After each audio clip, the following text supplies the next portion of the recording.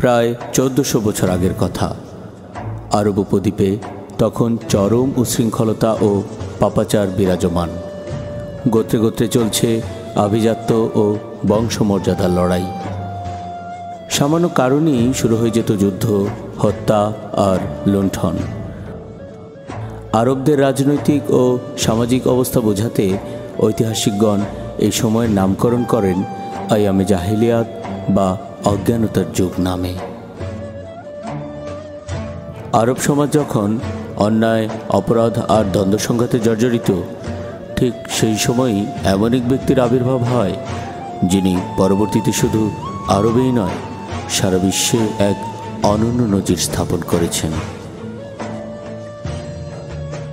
বলছিলাম ইসলাম ধর্মের সর্বশ্রেষ্ঠ ও সর্বশেষ নবী হযরত মুহাম্মদ সাল্লাল্লাহু আলাইহি ওয়াসাল্লামের কথা, যিনি 570 খ্রিস্টাব্দের মক্কা নগরীর বিখ্যাত কুরাইশ বংশের বনু হাশিম গোত্রে জন্মগ্রহণ করেন। তার পিতার নাম ছিল আব্দুল্লাহ বিন আব্দুল মুত্তালিব এবং মাতার নাম ছিল আমিনা। মা আমিনা নবজাতকের নাম রাখেন আহমদ এবং দাদা আব্দুল মুত্তালিব ভালোবেসে তার নাম রাখেন মোহাম্মদ। আরবদের রীতি অনুযায়ী মরুভূমির মুক্ত আবহাওয়ায় বেড়ে ওঠার মাধ্যমে সুস্থ দেহ ও সুঠাম গঠন তৈরির জন্য শিশু মোহাম্মদকে রাখা হয় ধাত্রী হালিমার কাছে। নির্দিষ্ট সময়ের পর তাকে ফিরিয়ে দেওয়া হয় তার মায়ের কাছে। জন্মের পূর্বে পিতা আবদুল্লাহ এবং 6 বছর বয়সে মাতা আমিনাকে হারিয়ে শিশু মোহাম্মদ বড় হতে থাকেন তার দাদা আব্দুল মুত্তালিবের কাছে। তার বয়স যখন 8 বছর,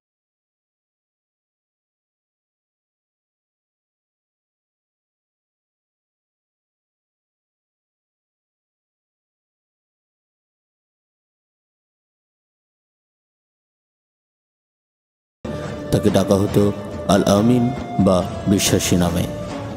আরবের সেই অন্ধকার বা জাহিলিয়াতের সময় মুহাম্মদ সাল্লাল্লাহু আলাইহি সাল্লাম যেন একটি মরুর বুকে ফুটন্ত গোলাপ হয়ে ফুটেছিলেন।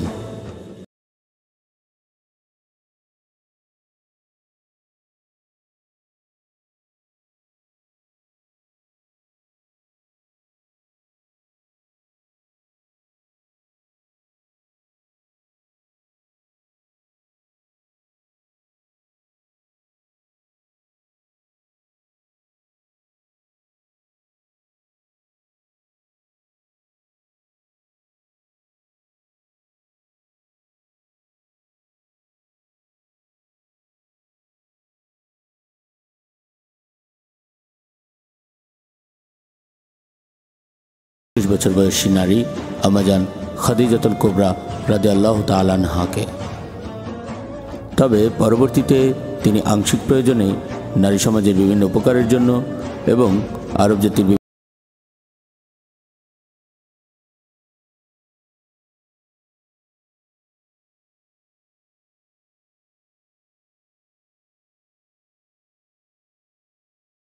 একমাত্র ফাতিমা রাদিয়াল্লাহু তাআলা আনহা ব্যতীত সকলেই নবীজির জীবদ্দশাতেই মৃত্যুবরণ করেন। 35 বছর বয়সের পর তিনি নির্জন প্রিয় হয়ে ওঠেন।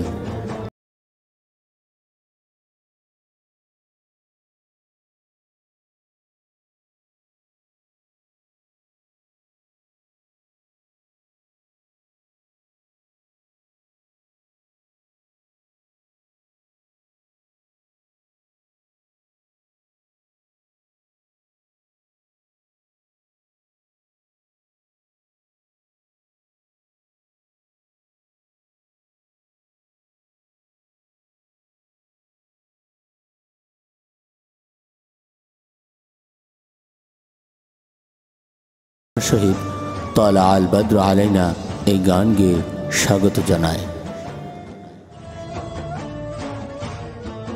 মক্কার কুরাইশরা মুসলমানদের সাথে বিভিন্ন সময় যুদ্ধে লিপ্ত হয়, যা ইতিহাসের বিখ্যাত বদরের যুদ্ধ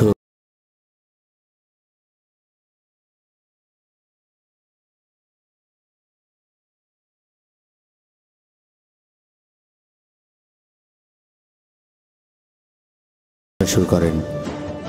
মোটামুটি বলা যায় বিক্ষিপ্ত কিছু সংঘর্ষ ছাড়া প্রায় বিনা প্রতিরোধে তার প্রিয় মাতৃভূমি মক্কায় প্রবেশ করেন এবং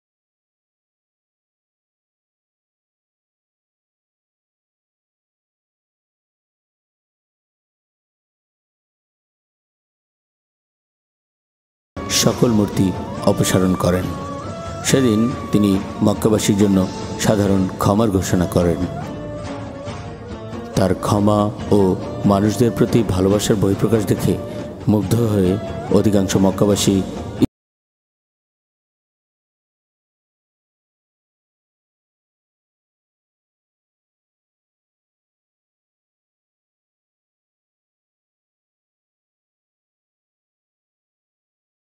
সাল্লামের জীবদ্দশার সর্বশেষ ভাষণ বা বিদায় হজ্জের ভাষণ নামে পরিচিত। বিদায় হজ্জের পর মুহাম্মদ সাল্লাল্লাহু আলাইহি সাল্লাম মদিনায় চলে আসেন। মদিনায় আসার পর হিজরে 11 সালের সফর মাসে মুহাম্মদ সাল্লাল্লাহু আলাইহি সাল্লাম প্রচণ্ড জ্বরে আক্রান্ত হন। অসুস্থ থাকা অবস্থাতেও তিনি প্রায় 11 দিন নামাজের ইমামতি করেন। অবশেষে 632 খ্রিস্টাব্দের 12 রবিউল আউয়াল সন্ধ্যায় 63 বছর বয়সী